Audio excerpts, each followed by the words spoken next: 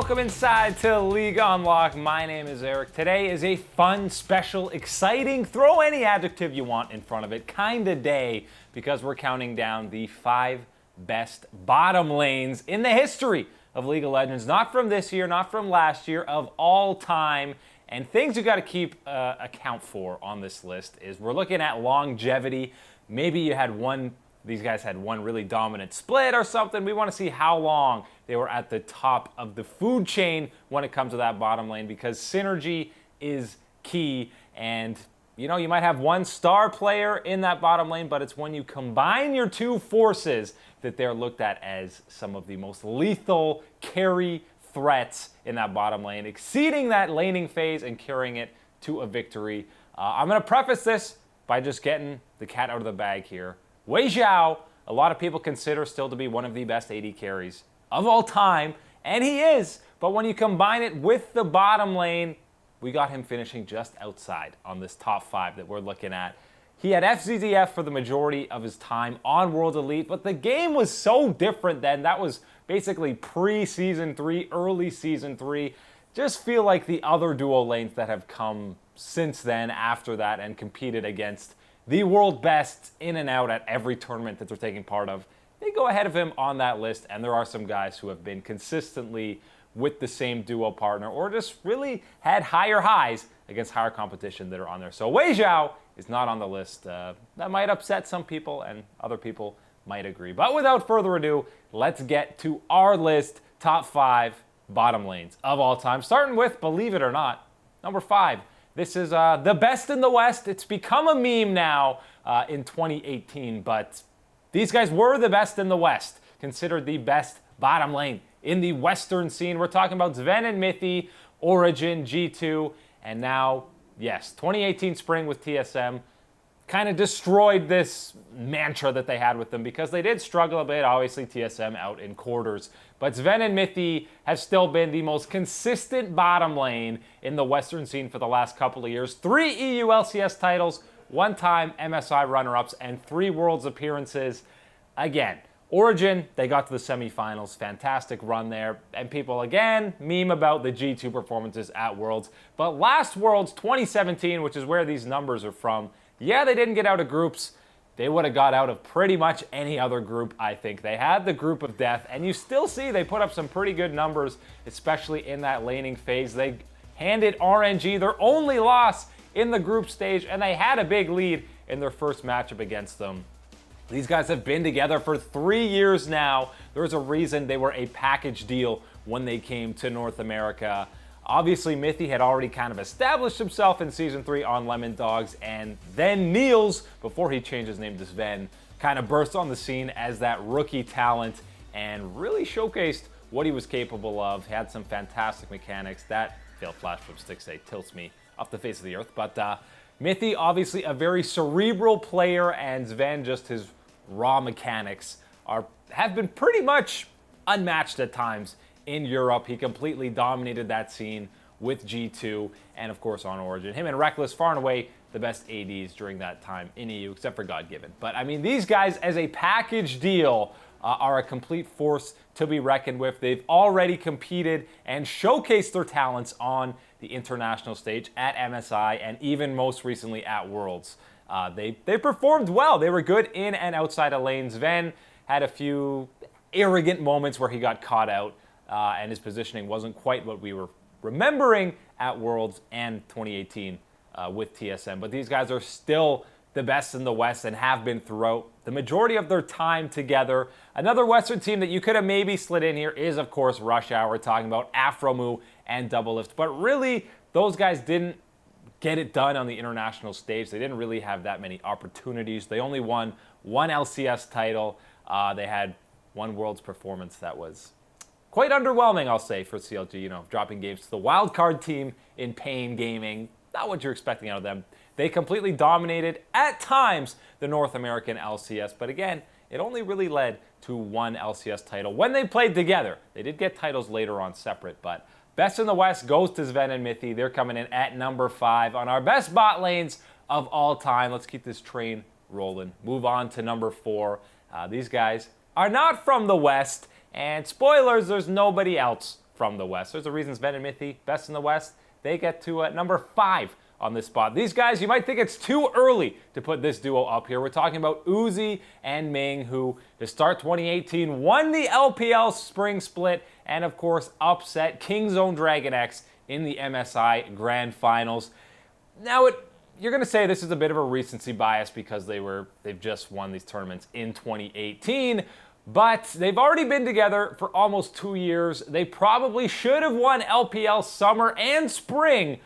They got into those finals. Well, they shouldn't have won Spring because they got 3-0, but they blew a 2-0 lead in the LPL Summer. These guys have dominated on the international stage. I said Zven and Mithy performed well on the international stage. Well, these guys have dominated. 2017 Worlds, they 2-0'd Samsung, the eventual champions of the event. They 2-0'd them in the group stage to take tops in that group, and they were 1 game away from taking down SKT in the Worlds semifinals to advance to the finals. They really had a good chance of winning that one if they just banned Galio from Faker. But these guys are the main carries. Specifically, Uzi obviously gets an insane amount of praise, as he deservedly should. But Ming is the forgotten hero in this bottom lane. They were crushing people in losing matchups in the laning phase. I feel like they can swap either way on any given matchup, whether it's losing or winning on one side, and just take advantage of it. They were going heavily aggressive on the Karma with Ming, and he's a guy who will sacrifice himself for Uzi. These guys clearly, they have so much synergy together, and they have proven that they can be the LCK slayers, the overlords of China that can overtake and prove that the LPL can actually be a top region, the top region over the LCK. And Uzi is a guy who kind of has to be on this list. He's played with a lot, and I mean a lot, of different supports. Obviously, he spent time with Mata, Zero, and then those are probably the main guys. Tabe was great at the Season 3 Worlds, but I think Ming and Uzi have far and away developed the best synergy that Uzi's had with any other support, and you're really seeing the results come to fruition here in 2018 for RNG. Uzi's a guy who had to be on this list, and I believe Ming is working the best as a support with him because he'll sacrifice himself at any moment for Uzi, and Uzi is, of course, the featured carry on pretty much any team that he's been on throughout his entire career in League of Legends. So Uzi and Ming coming in on that number 4 spot. We're counting down the top 5 bottom lanes of all time. It's all about synergy today on League on Lock. Coming up after the break, the countdown continues to roll on. Number 3 and number 2, these guys are the definition of consistency.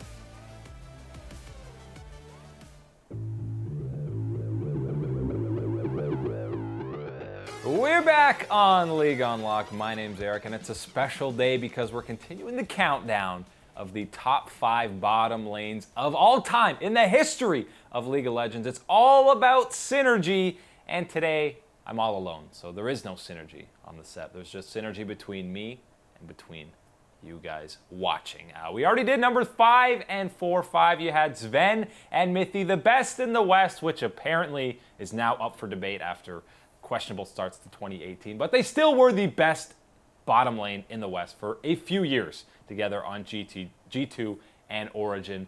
Number 4, you had the new kids on the block that actually aren't that new because they'd already played together for almost 2 years now. Uzi and Ming, who have gotten off to an insane start in 2018, and people might say it's too early for them to even be on this list, but 2 years is a pretty long time and longer than some guys have even been together on this list, and they look solid. They're taking down some of the top tier other bottom lanes in the world at international events, and they performed well at Worlds and domestically. They should have more titles than they already have together in that bottom lane. And Uzi is a world-class talent, and Ming is bringing even the best out of him, so that's why they're in at number 4. But we're rolling on to number 3, and SKT, of course, is Faker, and Faker is SKT. So it's hard to step out from the shadow of Faker, but they have had some solid bot lanes in their history out on SKT. But which one comes in at number 3? A lot of people, Piglet and Pumandu, the 100-acre bottom lane.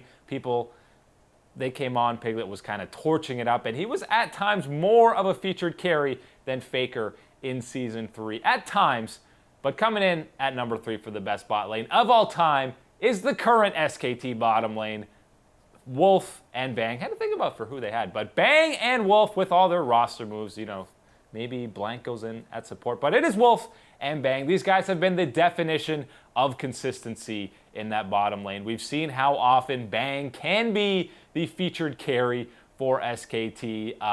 Obviously, these guys have a lot of hardware, as does the key members. Them along with Faker are the key guys who have been around for such a long time on SKT. 2015 Worlds, they were dominating in the group stage.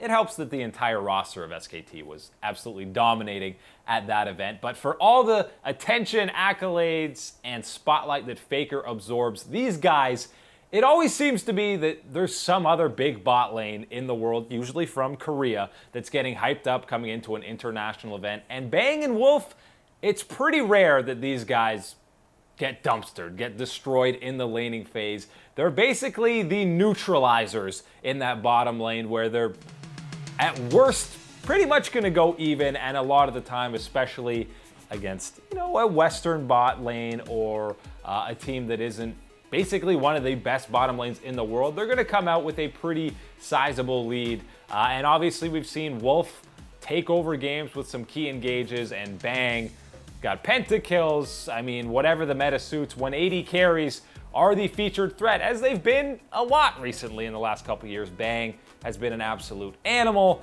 These guys struggled at 2017 Worlds, no doubt about that.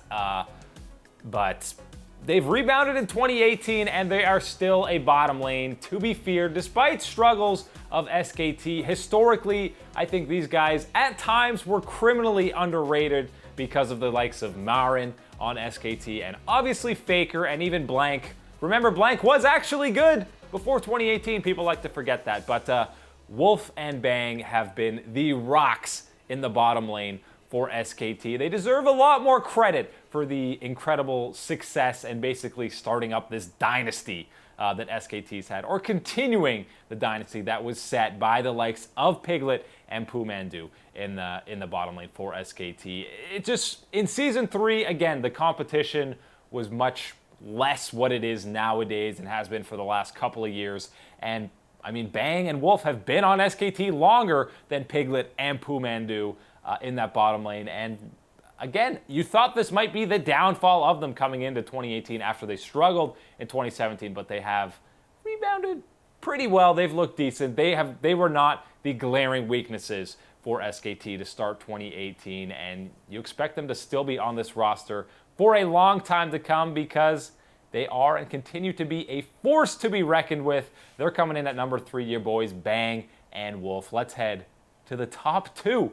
We're getting spicy. These are the 5 best bottom lanes of all time. Number 2, Prey and Gorilla. These guys are inseparable. They're a package deal, much like Zven and Mithy, wherever they're going. These guys are going together as partners, hand in hand. They've developed some incredible synergy, and at times widely considered, coming into MSI, they were considered the best bottom lane on the planet, and deservedly so, because they've been destroying, absolutely crushing the LCK for the last couple of years now, ever since they got united as one, originally on Rocks, or the GE Tigers, whichever iteration of Tigers, then they came together on Rocks, blah, blah, blah, blah, blah. 3 LCK titles, runner-up at Worlds, and now recently runner-up at MSI. But these guys are terrifying. I mean, the nickname Prilla doesn't exactly instill fear in your enemies, but whenever you see these guys' name tags, you play with your name tags off when you lane against these guys, because they're terrifying. They're absolutely destroying the primo competition in the League of Legends competitive scene, and they may look like nice fellas with strapping young haircuts, but they're still terrifying when they get onto the Rift. They've showcased they can pretty much 2v2 anyone. Prey can 1v2 outplay pretty much anyone at times if he's ahead enough. And of course, they brought this misfortune support to the world stage and absolutely destroyed SKT in a couple of games, forced some bans out of it. They were shaping the meta with their picks in the bottom lane.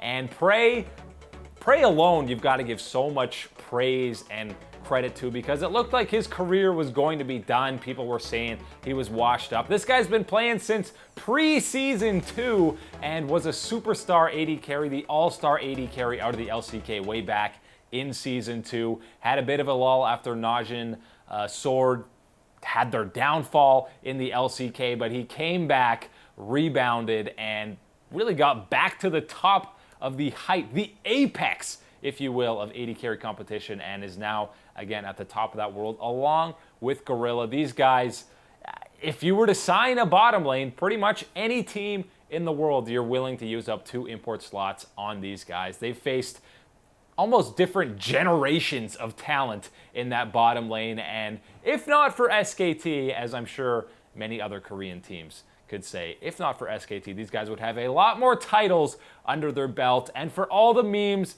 that these guys choke internationally, I just don't believe it. A lot of the times they're putting up that series against Rox and SKT in the semifinals was one of the best series of all time, and they put up a fantastic showing, bringing out that misfortune support in the bottom lane. These guys are a clear force to be reckoned with, and the choking memes internationally, I just don't buy it. They still performed well as a whole, and they have a lot of career accolades to show for it. I know there's a lot of hype, and when a Korean team that isn't SKT doesn't deliver on being favorites on the international stage, people like to get all up in arms about it, but there's no doubt that Prey and Gorilla are one of the best bottom lanes of all time, and I don't really think there's any arguing that these guys are at least top 2, because they've been together for 3 years now, and much like Zven and Mithy, if Zven and Mithy the best team in the West, then Gorilla and Prey are pretty much the best bot lane in the world over the last 3 years, and that's why they're coming in at number 2. So that leads the question, who's there at number 1? Because you got Zven and Mithy, number 5, the only Western squad on our list. Number 4, Uzi and Ming, the only Chinese duo on our list. Bang and Wolf in at number 3 because of their incredible consistency that they've shown throughout their entire SKT careers. Taking a backseat to Faker, but they have thrived in that Robin role to his Batman. And now you got Prey and Gorilla coming in on their second spot. Top 5 bottom lanes of all time coming up after the break. Who could possibly be there at number 1? Well, we're going to tell you, and probably you're able to figure it out by now.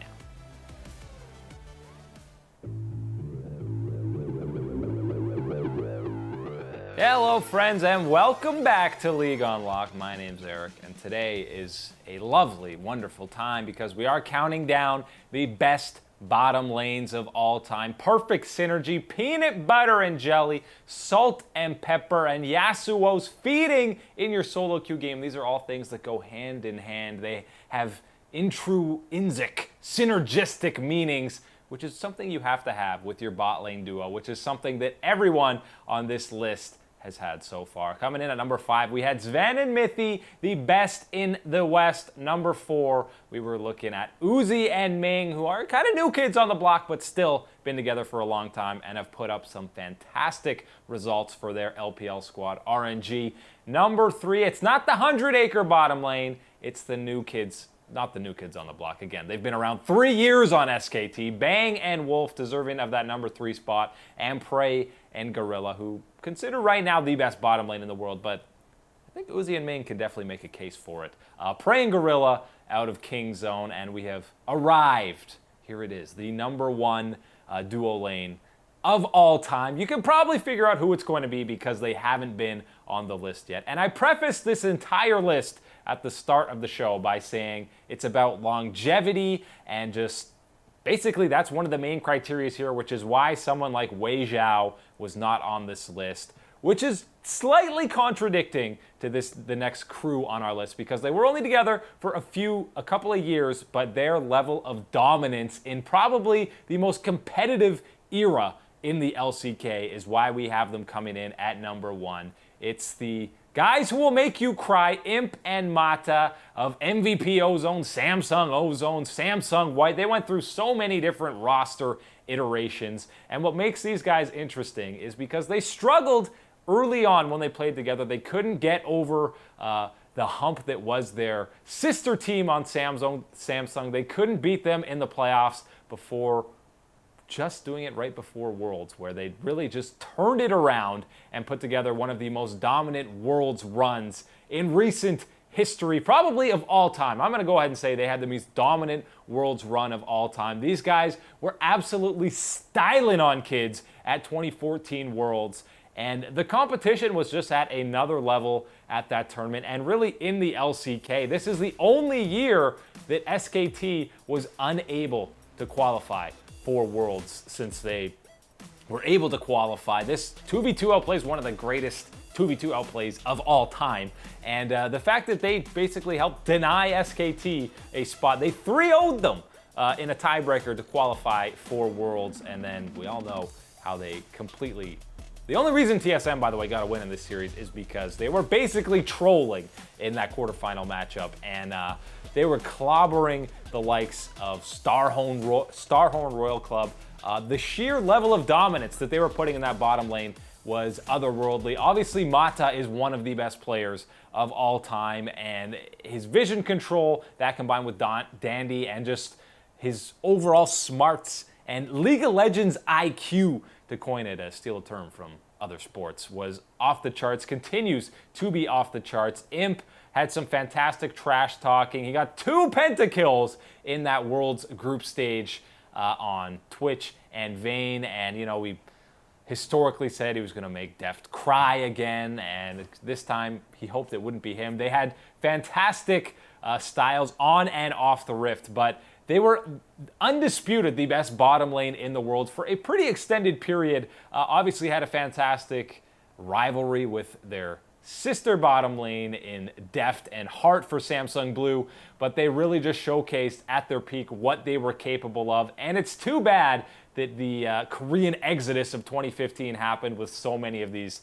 star Korean players heading over to the LPL for that sweet, sweet cash. Who can blame them when the payout was so insanely massive? But during 2014 and even 2013, when these guys weren't necessarily winning all the titles that you'd expect on Samsung, they were unbelievably dominant in that bottom lane. And I know people are going to say they don't have the longevity of the majority of the other teams on this list, which I did say was one of the main criteria coming into this. But just the level, they were leaps and bounds ahead of anyone else. Even Prey and Gorilla, you would say they are the best bottom lane, but there are teams that were close to them that had, you could maybe make a small argument for. At their peak, Imp and Mata, there was no arguing that these guys were the best bottom lane in the entire world. Their synergy was at another level, and the amount of pressure they put in a 2v2 matchup was unmatched by any other roster on the globe during their time there. So that's why they're coming in at number 1.